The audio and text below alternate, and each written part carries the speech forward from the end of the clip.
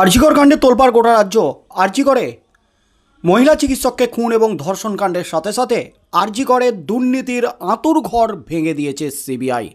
আরজিকরের দুর্নীতি কাণ্ডে রীতিমতো 200 কোটি টাকার দুর্নীতির তথ্য সামনে এসেছে। মেন অভিযুক্ত সন্দীপ ঘোষ তিনি রয়েছেন এই মুহূর্তে গ্রেপ্তার হয়ে জেলে।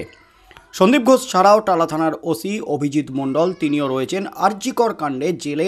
এছাড়াও সন্দীপ ঘোষের একাধিক সাঙ্গপাঙ্গরা যাদের কাছে গেছে কোটি কোটি টাকার ভাগ, তারাও রয়েছেন জেলে। তবে আরজিকর কাণ্ডে যখন হইচই চলছে গোটা রাজ্যে, ঠিক তখনই জুনিয়র চিকিৎসকরা লাগাতার আন্দোলন চালাচ্ছিলেন এবং তাদের আন্দোলনের মেন যে পয়েন্ট ছিল, মেন দাবি ছিল নিরাপত্তা ব্যবস্থা জোরদার করতে হবে হাসপাতালে, যাতে রোগী এবং চিকিৎসকরা তারা নিরাপত্তা পান। আর সেই নিরাপত্তা ব্যবস্থা জোরদার করার যে দাবি, সেই দাবিতে সিলমোহর দিয়েছিলেন সুপ্রিম কোর্টের প্রাক্তন প্রধান বিচারপতি DY চন্দ্রচূড়। তিনিও কিন্তু স্পষ্ট জানিয়েছিলেন, রাজ্যকে নির্দেশ দিয়েছিলেন হাসপাতালে সিসিটিভি ক্যামেরা লাগানো সহ নিরাপত্তা ব্যবস্থা জোরদার করতে হবে। সিভিক ভলেন্টিয়ারদের হাসপাতালে রাখা যাবে না, হাসপাতাল থেকে সিভিক ভলেন্টিয়ারদের সরিয়ে ফেলতে হবে। শুধু হাসপাতাল নয়, শিক্ষা প্রতিষ্ঠান থেকেও। এমনকি সিভিক ভলেন্টিয়ার নিয়ে প্রশ্ন তুলে দিয়েছিলেন তৎকালীন প্রধান বিচারপতি DY চন্দ্রচূড়। রবিবারই অবসর নিয়েছেন প্রধান বিচারপতি DY চন্দ্রচূড়। গতকাল বিচারপতি সঞ্জীব খান্না প্রধান বিচারপতি হিসাবে শপথ নিয়েছেন এবং আরজিকর মামলা যেতে চলেছে বর্তমান প্রধান বিচারপতি সঞ্জীব খান্নার হাতে। একেবারে দুঁদে বিচারপতি সঞ্জীব খান্নার হাতে। আর সঞ্জীব খান্নার হাতে আরজিকর মামলা যাওয়ার আগেই একেবারে সুপ্রিম কোর্টের প্রধান বিচারপতির হাতে যেতে চলেছে বড় সড় অস্ত্র। আরজিকর কাণ্ডে, আরজিকরের দুর্নীতি কাণ্ডে একেবারে ঘটে গেল বড় সড় বিস্ফোরণ।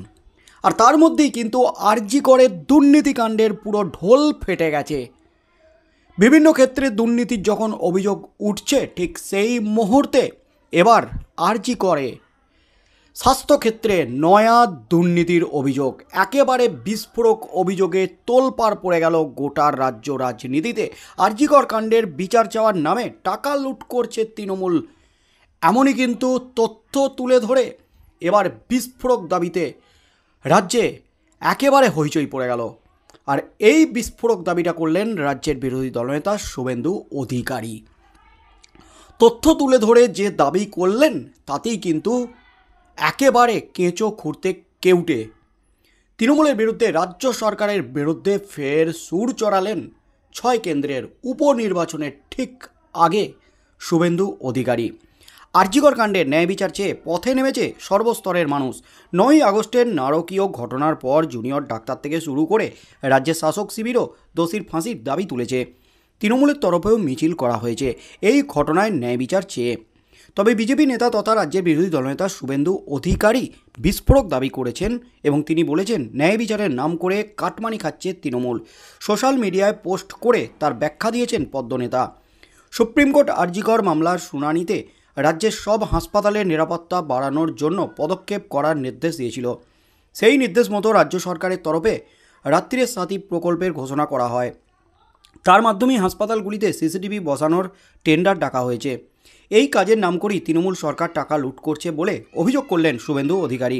ঝাড়গ্রাম এবং আরামবাগের 2টি হাসপাতালের তথ্য সোশ্যাল মিডিয়ায় পোস্ট করেছেন তিনি। শুভেন্দু বলেছেন, ঝাড়গ্রাম মেডিকেল কলেজ হাসপাতালে 195টি সিসিটিভি লাগানোর কথা। তাতে মোট খরচ হবে 3,22,52,923 টাকা, অর্থাৎ ইউনিট প্রতি খরচ 1,65,400 টাকা। অন্যদিকে আরামবাগের প্রফুল্লচন্দ্র সেন মেডিকেল কলেজ হাসপাতালে 50টি সিসিটিভি লাগাতে হবে, যার জন্য খরচ হবে 1,75,98,739 টাকা। ইউনিট প্রতি খরচ 3,51,974 টাকা। বিজেপি নেতার স্পষ্ট দাবি, কলেজ হাসপাতালগুলিতে সিসিটিভি বসানো নিয়ে কাটমানি তুলছে তৃণমূল। গোটা ঘটনাকে অত্যাশ্চর্য, অভাবনীয় বলার পাশাপাশি লজ্জাজনকও বলেছেন শুভেন্দু অধিকারী। তার কথায় মমতা বন্দ্যোপাধ্যায় সরকার যে দুর্নীতিগ্রস্ত তা সকলের জানা, কিন্তু এই কাজ করে তাঁরা সব সীমা ছাড়িয়ে চলে গেছে। বিজেপি নেতার খোঁচা এই সংকটজনক পরিস্থিতিকে টাকা কামানোর সুযোগে পরিণত করার জন্য তৃণমূলের হাততালি প্রাপ্য। একেবারে বিস্ফোরক অভিযোগ করলেন শুভেন্দু অধিকারী। তথ্য প্রমাণ তুলে ধরে বিস্ফোরক অভিযোগ করেছেন। অর্থাৎ একটা সিসিটিভি লাগানোর জন্য খরচ 3,51,000 টাকা।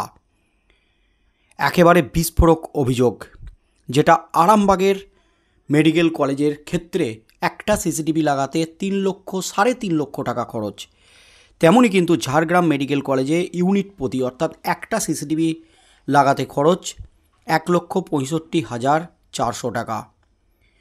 একেবারে চাঞ্চল্যকর দাবি করলেন, তথ্য প্রমাণ তুলে ধরেছেন সোশ্যাল মিডিয়ায়। আর এই দাবি করার পরপরই কিন্তু রীতিমতো হইচই পড়ে গেছে গোটা রাজ্য জুড়ে, যেখানে সুপ্রিম কোর্ট মনিটরিং করছে এই মামলায়। যেখানে সুপ্রিম কোর্টের প্রাক্তন প্রধান বিচারপতি চন্দ্রচূড় তিনি নির্দেশ দিয়েছিলেন সিসিটিভি ক্যামেরা লাগানোয় জোর দিতে হবে, এমনকি হাসপাতালের নিরাপত্তা ব্যবস্থায় জোর দেওয়ার নির্দেশ দিয়েছিলেন তিনি অবসর নিয়েছেন। গতকালই কিন্তু নতুন প্রধান বিচারপতি হিসাবে শপথ নিয়েছেন দুঁদে বিচারপতি সঞ্জীব খান্না। এবার কিন্তু আরজিকর মামলা যেতে চলেছে বিচারপতি সঞ্জীব খান্নার হাতে। আর এই তথ্য একেবারে বর্তমান নতুন প্রধান বিচারপতি সঞ্জীব খান্নার হাতেও কিন্তু তুলে দেওয়া হতে পারে, এমনও কিন্তু বিভিন্ন মহল থেকে কানাঘুষো শোনা যাচ্ছে।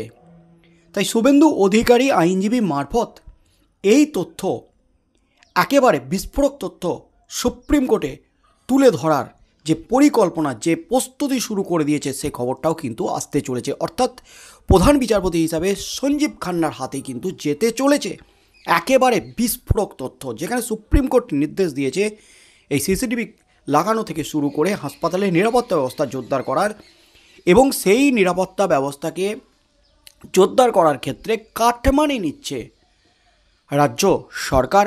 এমনই কিন্তু বিস্ফোরক অভিযোগ তুললেন শুভেন্দু অধিকারী।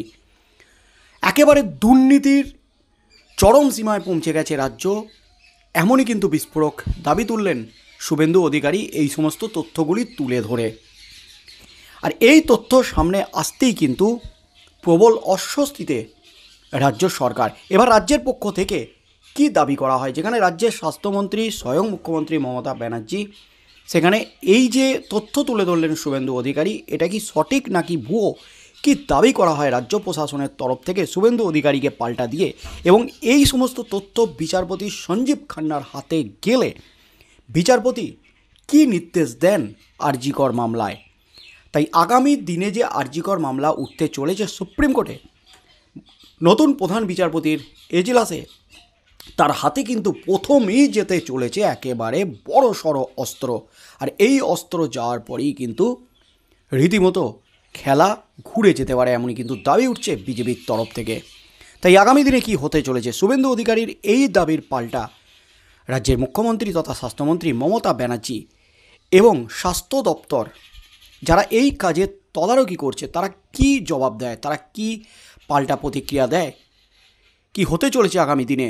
শুভেন্দু অধিকারীর যে দাবি, এটা কতটা যুক্তিযুক্ত এবং কতটা সত্য, যে তথ্যগুলি তুলে ধরেছেন সেগুলি কতটা সত্য, কি দাবি জানায় রাজ্য, কি প্রতিক্রিয়া দেয় রাজ্য, কি হতে চলেছে আগামী দিনে, সেদিকেই চোখ থাকবে গোটা রাজ্যের।